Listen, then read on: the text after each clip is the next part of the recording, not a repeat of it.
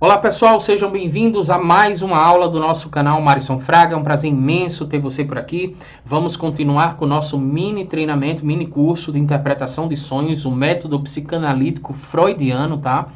E eu queria lembrar a você que a gente já tem uma aula anterior. Então eu vou deixar não só o link dessa aula, como eu vou deixar o link da playlist aqui também, que eu vou criar uma playlist aqui sobre esse mini curso de interpretação de sonhos. E também dizer para você que, deixa eu baixar aqui, nós estamos estudando todo esse conteúdo aqui do método psicanalítico freudiano de interpretação de sonhos. Nós já tivemos uma aula explicando a fantasia para a psicanálise e introdução à interpretação de sonhos. A metodologia que nós utilizamos aqui é o mapa mental, que é um diagrama que facilita demais os seus estudos.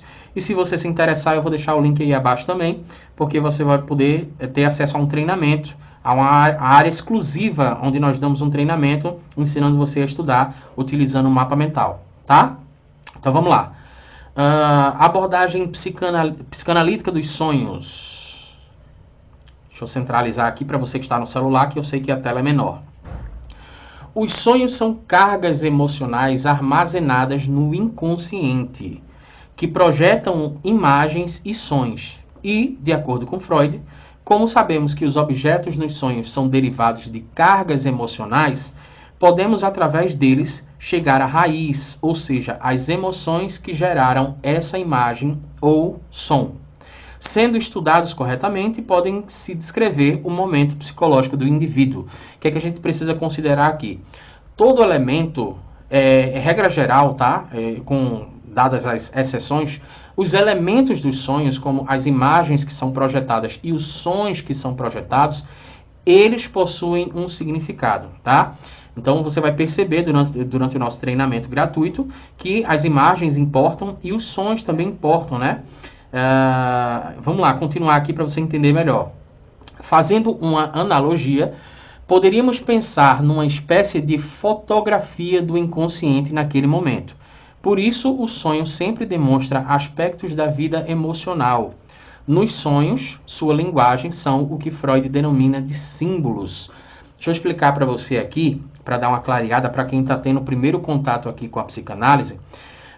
Os sonhos eles são interessantes porque eles são a via de acesso ao inconsciente, como nós já ressaltamos isso em outros vídeos em nosso canal e também ressaltamos na primeira aula. Os sonhos são, definitivamente, uma via de acesso importante para o conteúdo recalcado inconsciente. Porém, o que se percebe, né, nos estudos psicanalíticos é que os significados dos sonhos eles vão apresentar uma fotografia do inconsciente naquele momento.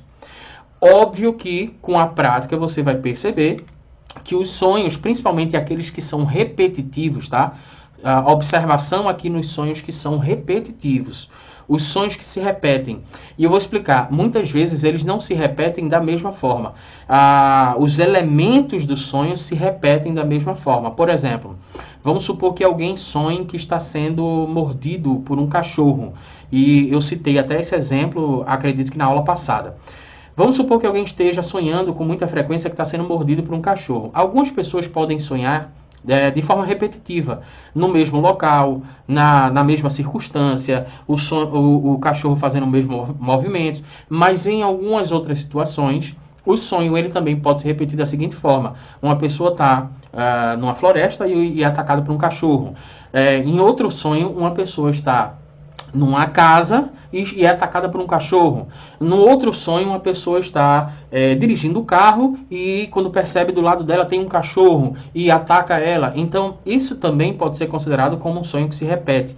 Então, você precisa ter observação. Nesses sonhos que se repetem, possivelmente eles vão mostrar não necessariamente uma fotografia do inconsciente naquele momento, mas talvez eles estejam mostrando um conteúdo inconsciente, né? Até uma questão não de uma realização de um desejo, mas, por exemplo, uma angústia que precisa ser melhor elaborada, como nós explicamos na aula passada.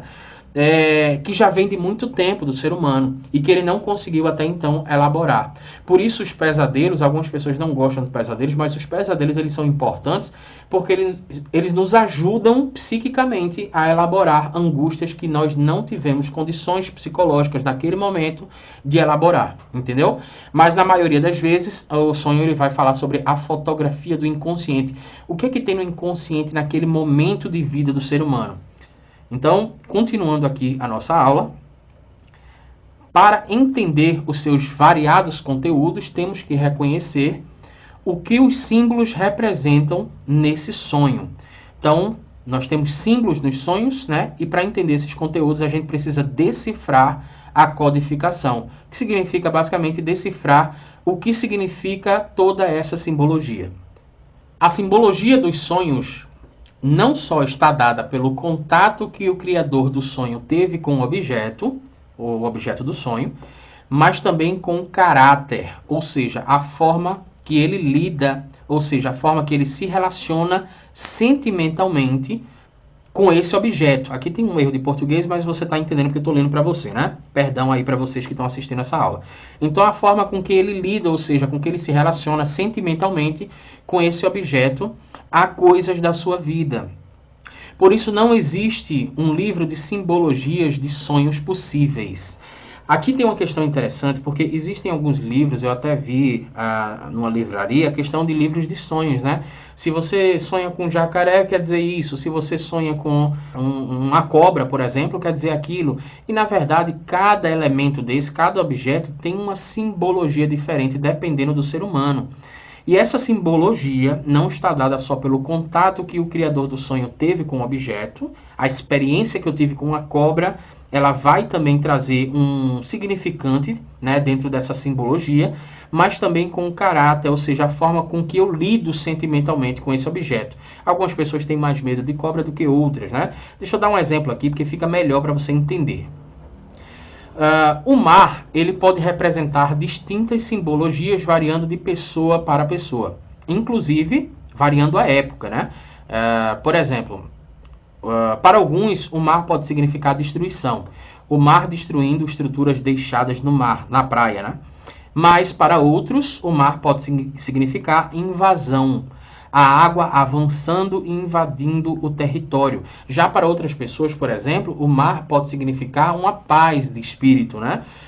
Porque ele vê o mar e ele vê aquela cena bonita. Então, cada pessoa tem uma simbologia diferente. E uma questão interessante que eu quero ressaltar aqui é que isso pode modificar de acordo com a época do indivíduo, né? Você percebe aqui que a gente falou que a questão dos sonhos, fazendo analogia, nós poderíamos pensar o sonho como uma espécie de fotografia do inconsciente naquele momento. Então, eu vou dar um exemplo aqui agora para entendermos melhor. Suponhamos que para mim, o mar signifique paz, né? O mar significa tranquilidade, o mar significa estabilidade. Eu tenho um contato muito bom com o mar, um sentimento, uma relação sentimental muito boa com o mar. Mas eu estou falando aqui de Recife, e as pessoas conhecem que Recife, vez ou outra, tem um ataque de tubarão. Suponhamos que daqui a 5 anos eu vá para a praia de Boa Viagem, e lá eu presencie um ataque de tubarão. A partir desse momento, se eu sonho com o mar, talvez o mar possa significar para mim um perigo, entende? Então isso modifica de acordo com o período do ser humano.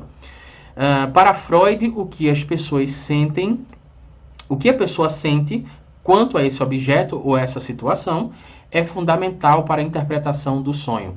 Então, eu sonhei com o mar, tá? Vamos supor que nós estivéssemos aqui tentando elaborar um sonho meu para identificarmos o conteúdo inconsciente. Eu sonhei com o mar.